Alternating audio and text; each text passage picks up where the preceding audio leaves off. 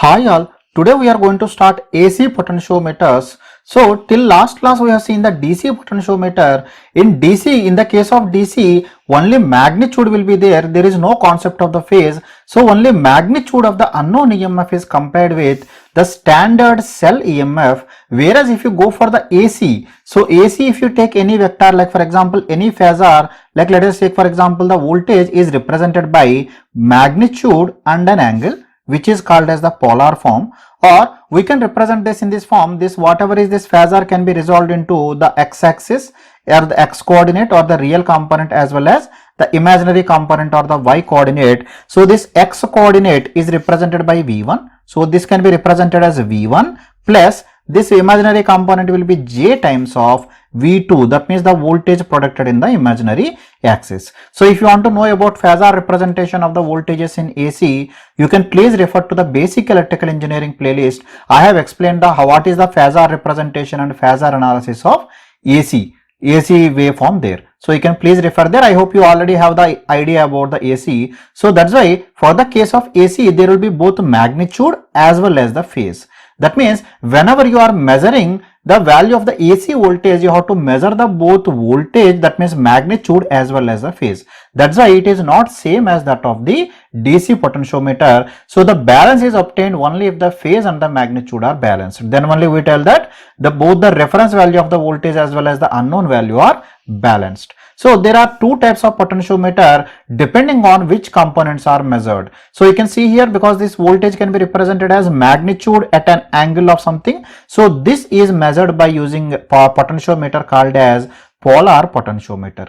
In polar potentiometer, voltage is represented in the polar form, that means magnitude at an angle of theta. This magnitude is indicated by one scale and the phase is indicated by another scale. Because we know that the value of theta can vary. If you are starting from here, this is my phasor V for a given magnitude. This can be anywhere out of this entire quadrant. That means it can vary from 0 to 360 degrees. That means theta can vary from 0 to 360 degrees. So the example of polar type potentiometer is dry-steel polar potentiometer, which we are going to discuss in the coming lectures. So instead of polar form, if you are representing this in the rectangular form, so that is called as coordinate potentiometer, where the voltage is represented in the Cartesian form or the rectangular form. So that means it will be represented by the phase component or in phase component or real component or x-axis component and the quadrature component or the y-axis component V2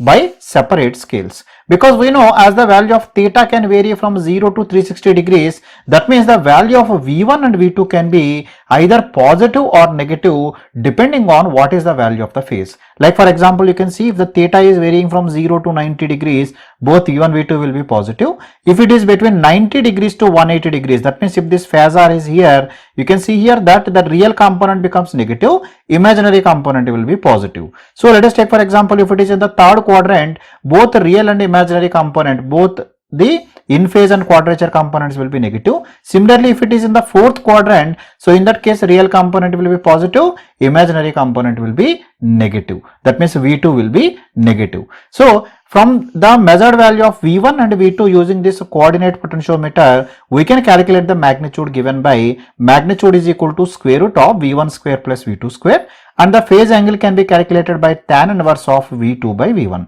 So the example of the coordinate type potentiometer is Gall-Tinsley potentiometer, which also I am going to discuss in the coming lectures. So proceeding further, the ordinary DC potentiometer cannot be used for measuring the AC, and it needs some modification so that it can be applied for AC, because in the case of AC both phase as well as magnitude parameters will be there. And the another thing is, for the case of AC, there will be the effect of the inductance as well as the capacitance, unlike the case of the DC. So the following points need to be considered while designing an AC potentiometer. So the points are, first one is, as the potentiometer works on the comparison principle, the value of the voltage at every instant is compared, that is the magnitude and the phase are compared. So the current or the null detection will be obtained only if both the magnitude as well as the phase are matched to each other, then only it is possible. So this is possible only if the frequency and waveform of current in the potentiometer circuit must be exactly same as that of the voltage being measured. That means frequency also should be same and waveform also should be of the similar type. Then only we can compare the magnitude and the phase of two quantities. Therefore, the potentiometer circuit should be supplied from same source as the voltage or current being measured. So let us take for example, I want to measure some value of the voltage of some source. So whatever is the frequency or the whatever is the source, from the same source only we will take the tapping, and the same source is given for passing the current through the potentiometer circuit. So how the current is passed and other things, these we are going to discuss in the coming lectures in detail. So just try to understand the basics, remaining things will be covered in the coming lectures. Then the sources of AC supply should be free from the harmonics, because in the presence of the harmonics it is very difficult to obtain the balance. So if the harmonics are present, it will be very difficult to obtain the balance in the galvanometer. So what are the difficulties in these things? This we have already discussed in AC type of bridge circuits, what difficulties will be arised. So I hope that you already gone through those lectures. So to avoid the errors in reading, the slide wire of potentiometer should be purely non-inductive. Whatever is the slide wire is there, it should be purely non-inductive, so that whatever the value we are measuring, the errors will not be there. So what is the reason for this one? So I am going to discuss in this lecture only in the coming section. So next one is the external or stray magnetic fields increases EMF in the potentiometer circuit, and hence they may lead to errors in the results. So to avoid these things, what we have to do, either these effects should be eliminated, or if you cannot eliminate, so measure how much value of the EMF is induced because of external or stray magnetic fields. Accordingly, arrange the compensation in the value of the reading. That means you do the compensation to avoid the errors. So this should be done, proper care should be taken care.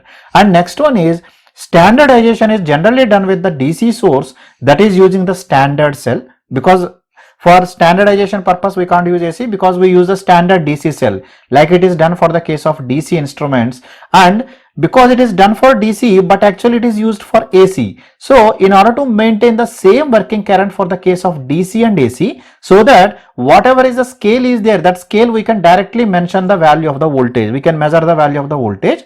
So we will use some transfer instrument for indicating that current. This transfer instrument should be like that, it should work for DC as well as AC, and its response should be same for DC as well as AC. So in order to get the same type of response for DC as well as AC, we go for electrodynamometer type milliammeter is used. First we will do the calibration or standardization with the DC voltage source. So once the calibration is done with the DC voltage source, that ammeter, this milliammeter will show some reading. So when you are switching to the AC, so it should show the same reading. Accordingly, you have to adjust your input voltage such that it will show the same reading in the electrodynamometer type milliammeter. So this way the standardization will be done. This also will be discussed in the coming lectures. So then coming to the applications of the AC potentiometers. AC potentiometers have many applications, but some of the major applications are measurement of self-inductance, calibration of ammeter, voltmeter and wattmeter. Let us see one by one in detail now. So first one is measurement of self-inductance. In order to measure the self-inductance, what will be there? Let us assume there is some AC source. So I want to measure the self-inductance. This is my unknown coil. So this inductor is having both resistance component and the reactance component. Agree with me? That means it is having R component as well as X component. That means this Z can be written as R plus JX. So for the purpose of measuring, what we will do, we will insert one standard non-inductive resistor in the circuit. So when the current is passing through the standard non-inductive resistance, the voltage will be dropped across the standard resistor.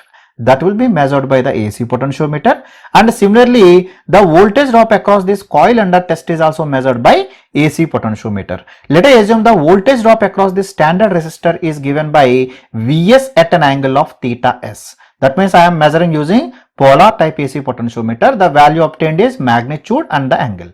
Similarly, when the voltage is measured across the coil, we get, let us take for example as Vc at an angle of theta c. So now the current that is passing can be obtained by voltage drop across this non-inductive resistor divided by impedance of this resistor. So the current will be nothing but voltage drop across it is Vs at an angle of theta s, and impedance of this circuit or impedance of this resistor will be, because it is purely resistive, that means imaginary component is not there, so it will be simply S at an angle of 0 degrees only, or simply I can write as S. So current is nothing but Vs by S at an angle of theta s. We know the same current is passing through the coil under test, so we can measure the impedance of the coil will be equal to voltage drop across this coil divided by current. Voltage drop across the coil is already measured, that is Vc at an angle of theta c, divided by current is Vs by S at an angle of theta s. So this we will get as S times of Vc by Vs at an angle of theta c minus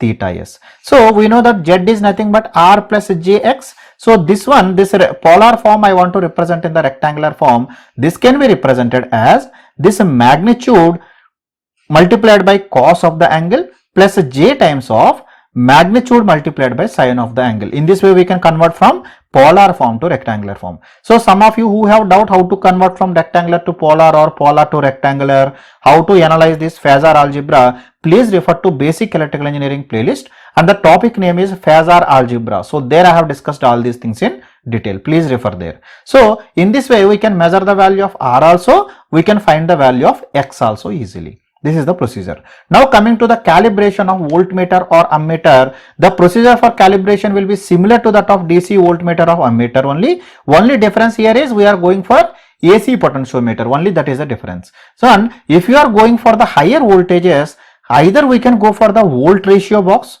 This volt ratio box is already discussed in DC potentiometers, measurement of high voltage, you can please refer there. Or here for the case of AC, one more advantage is there, we can go for capacitor potential divider. Capacitor potential divider means it will be like this. So multiple capacitor will be inserted in series. So the input voltage source or whatever the input is there, that input will be given here. So this is my input voltage source. So this will be the capacitor C1, this will be the capacitor C2. So the output will be taken. So this will be given to AC potentiometer. So using this, we can step down the value of the voltage easily. That means we know that whenever the voltage is given, the current will pass through it. So voltage drop across any particular capacitor will be voltage into that impedance by total impedance. Using that we can calculate the voltage drop across the potentiometer easily. So in that way we can step down also. Now coming to calibration of wattmeter. So for calibration of wattmeter, again we go for the phantom loading only or virtual loading, and this phantom loading is already discussed in calibration of wattmeter in the case of DC potentiometers in the last class. So here only difference is because in the case of AC the power factor concept also will be there. So that's why the current coil, you can see here the current coil is directly connected through a step down. This is my supply. So we use the step down transformer, and through a variable rheostat and an ammeter, this current is supplied to the current coil. This current is supplied to the current coil, and the voltage drop across a standard resistor is measured by using the potentiometer. So whatever the current is passing through this one, this current is measured by using the voltage drop across the standard potentiometer. As we are directly giving the supply, that means the current is the reference here. Now coming to the voltage is not directly given. Here the voltage is given using a phase shifting transformer. So using a phase shifting transformer, the phase shifting transformer construction will be like this. The stator will have two windings. One winding will be directly connected to your supply, and the second winding will be connected through a variable capacitor and a resistor. By adjusting the value of this capacitance and resistance will be adjusted in such a way, the current passing through this second coil will be lagging behind this current passing through this second coil by 90 degrees, because here the capacitor is there, so it will be leading. That means the phase difference between the currents passing through these two stator coils will be shifted by 90 degrees. So now the winding will be placed on the rotor. The rotor will not be rotated. We will fix the location of the rotor. Depending on which location you are fixing your rotor, the phase displacement or the EMF, the phase of the EMF induced in the rotor will vary. So that will be given to the step up transformer, that stepped up voltage will be given to the potential coil. So by changing the position of this rotor, we can easily control what is the phase of the voltage. We can easily control the phase of the voltage with respect to the current passing through this one. So that we can test under different type of power factor conditions. So again, same thing for measuring the voltage across this potential coil. So we can either go for the volt ratio box, or we can go for the capacitance potential divider. So that will be given to the potentiometer. So voltage is measured. Now voltage is measured, current is measured. From this we can easily calculate the power. So in this way the calibration of the wattmeter is done. So what is this phase shifting transformer? So this I will discuss in the transformers playlist, and different types of AC potentiometers, that means for getting the rectangular type or polar type representation. So that I am going to discuss in the next 2 lectures. I hope the basic concepts are completely clear to you. If you still have any queries, you can leave your comments in the comment section below. I will answer to your queries from there. Thank you very much.